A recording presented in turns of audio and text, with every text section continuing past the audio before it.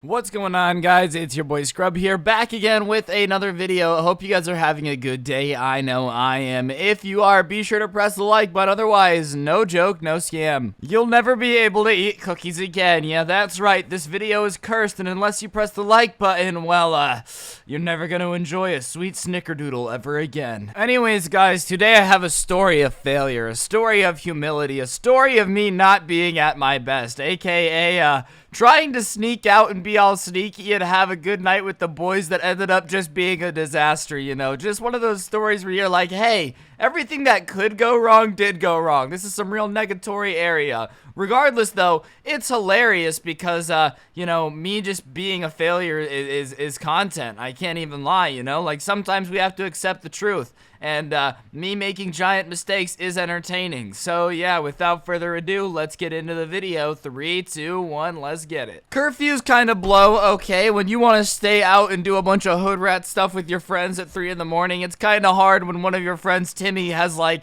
you know, a mom who wants him to be in bed asleep by 8 p.m. It can be kind of tough. So in order to get around that, in order to get away with enough mischief to actually consider yourself somewhat successful, every now and then, you gotta take matters into your own hands and sneak out, okay? I don't recommend sneaking out. If you're watching this and you're like, man, I should sneak out of my house, don't do it, okay? Because it's dangerous, alright? Your parents don't know where you are, they know better. However, I'm just saying that sneaking out can come with some pretty entertaining stories. I had this friend named Marcos whose mom was super overprotective, like to the point where this kid was not allowed to have fun. I'm pretty sure it was against his genetic conditioning to be allowed to have fun, bro. I don't know how his mom had a radar for it, but anytime we would be doing anything dangerous or stupid at somebody's house and he was there, like clockwork, she would pull up in her minivan and be like, it's time to go, you know, because she just didn't want him getting in trouble. Obviously, okay, that's a good thing. She just really loved him, but the kid never got to be around when we did anything stupid.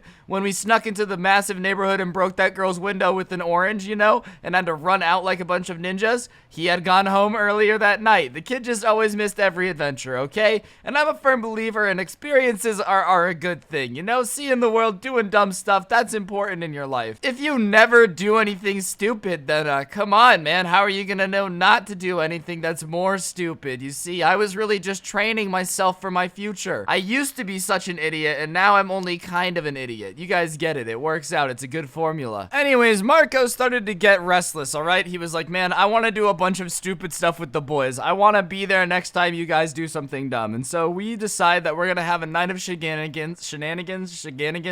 Same thing, different pronunciation. Shenanigans. We're basically just gonna go do stupid stuff that we've always wanted to do that'll probably get us in trouble, and we're gonna break Marcos out of his prison, you know, because his mom was just being a little extra. Obviously, this was not the smartest idea. Like I said, don't sneak out, alright? It's not fun.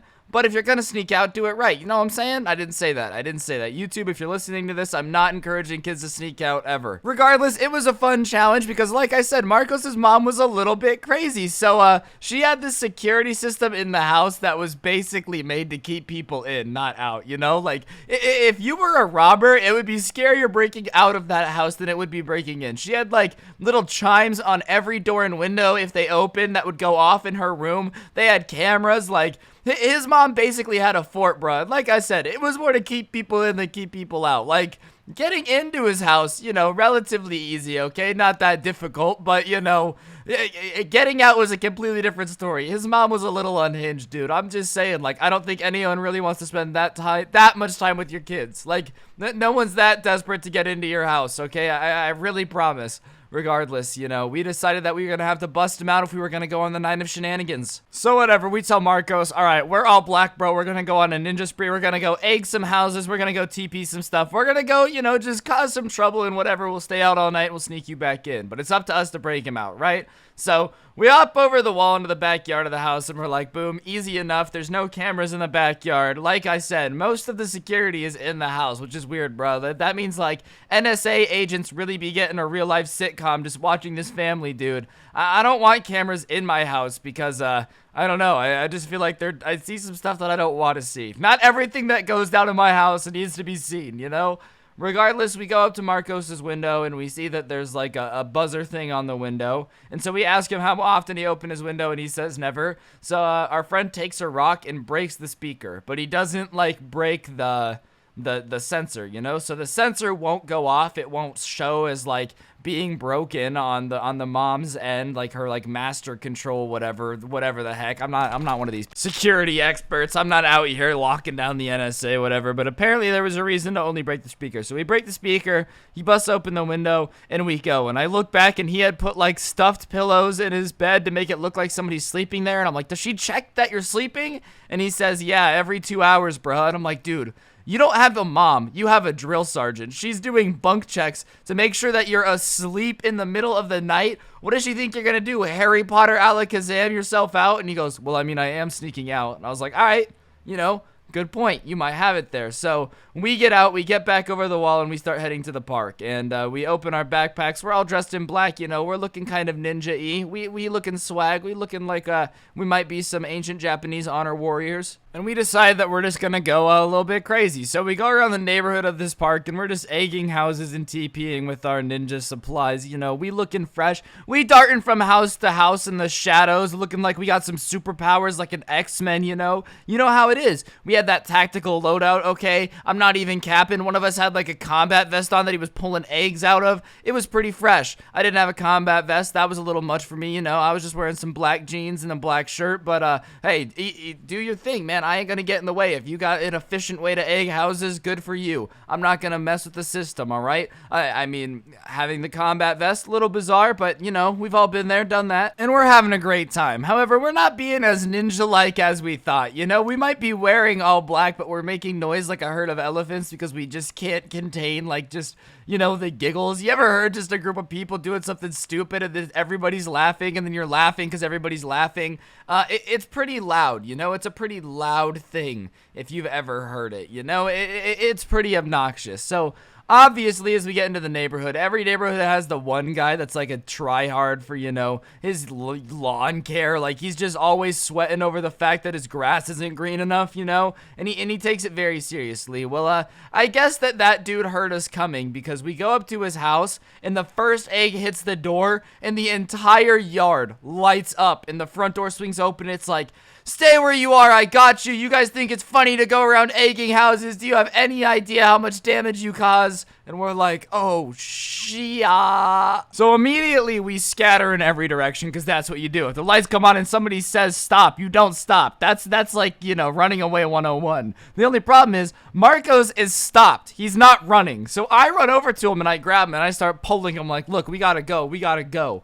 Except we're behind everyone else now. We are the slowest group. And, you know, there's an old saying, if you're getting chased by a hungry bear, you don't have to be the fastest, you just can't be the slowest, you know? That's also the saying when you're running away from an angry man who is very, very upset about the state of his lawn after you guys threw some eggs at it. So he narrows in on me and Marcos, okay? And I'm trying to be a war commander out here. No hero left behind type beat, all right? Like, I don't want to, you know, get the boys in trouble, so I'm trying to get him away. So we're running. And I said, look, he's old. We have to start hopping walls and just going through backyards. And he's like, dude, I don't know if I could do it. I'm like, look, man, you could do it. You got it. You got to. You got a channel within you. So we start hopping walls, man. And I've got some experience hopping walls, all right?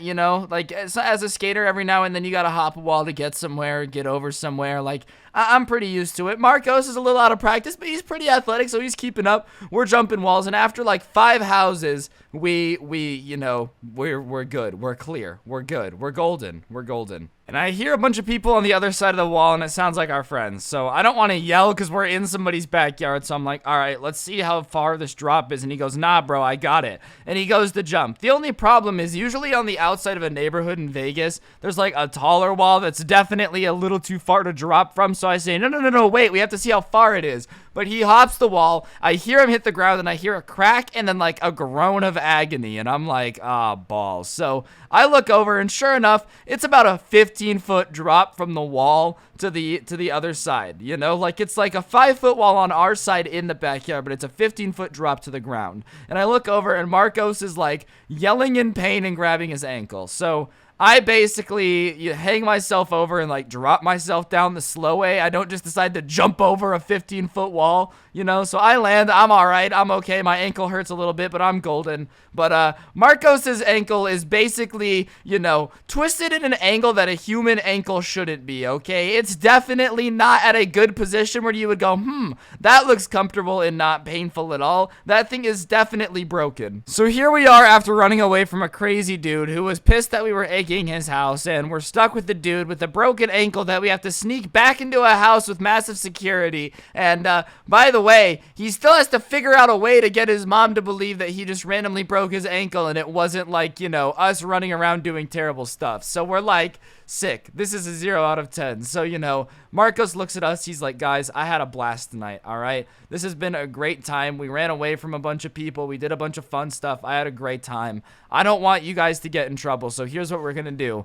We're going to get me back into my house, and then I'm gonna fall down the stairs. And we're like, what? He's like, look, I've done it before. I know how to fall down the stairs, make it look like I'm really hurt. My mom will believe that I broke my ankle falling down the stairs. You guys just have to get me back in. We're like, look, dude, if you want us to take the rap, we'll tell your mom how your ankle broke. I don't want you to get in trouble. He's like, no, I'll fall down the stairs. Trust me, I don't want you guys to get in trouble, bro. And it was like a moment in a war movie when he's like, go on, I'll save myself. And you realize that he's serious. You're like, he wants us to go, you know? But this kid is telling us that he's gonna get him. We're gonna get into his house and he's gonna throw himself down the stairs and make it look like he broke his ankle that way for the boys. And that type of loyalty is enough to bring a tear to my eye.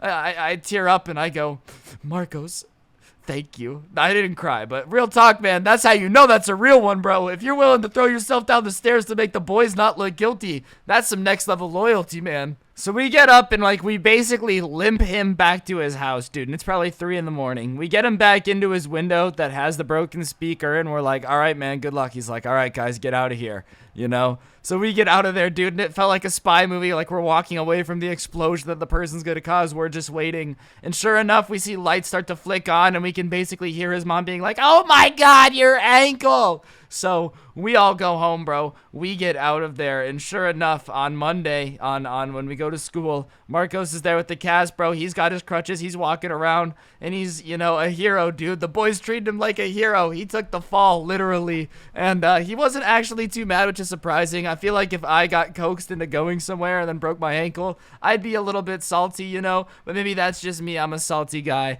Regardless, though, it is a pretty fun time. There's just something cool about feeling like you're getting away with something, like feeling you're sneaking somebody out of Fort Knox, you know, a federal penitentiary, breaking 6ix9ine out of jail so he can balance to the rap game, you know, stuff like that just makes you feel dope. But, yeah, Marcos, you know, I'm pretty sure he watches my videos. If you're still vibing out and watching these like you said you were a little bit ago, thank you, man. I hope your ankle feels better. You got me a good story. Real talk, though, I don't advocate for sneaking out, okay? But if you're gonna do it, be safe about it, all right? Like, don't be dumb and be like, yo, let's sneak out and go to Compton, because that's not gonna end well, you know? Like, use your brain. You guys are smart. You guys know what you're doing. Be smart about it. Real talk, though, that loyalty can't be replicated. If you have friends out there that would be willing to do that for you, keep them around, man. Good friends are hard to come by. So if you got your boys, you know, if you got people that are ride or die, keep them close, bro fist them whenever you can, because trust me, good friends are not easy to come by. Like, I can promise you guys that. So keep your friends close, boys, and yeah, always be willing to throw yourself down the stairs for the boys, I guess. And on that note, that's going to do it for the video. Hopefully you enjoyed. If you did, be sure to press the like button. Check out the merch at the Teespring store